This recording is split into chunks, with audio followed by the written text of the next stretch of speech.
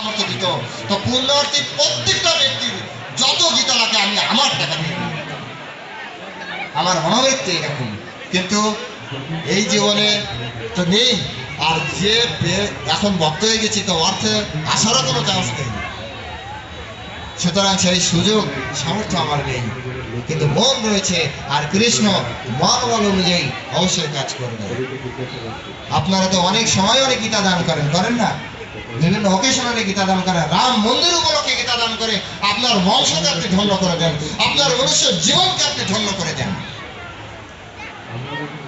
সুযোগ বারবার আসে না, কি সুযোগ বারবার আসে না। আর রাম মন্দির কিন্তু বারবার উদ্বোধন হবে না, হবে। সুতরাং বিষয়টা ভেবে দেখুন, চিন্তা করে দেখুন।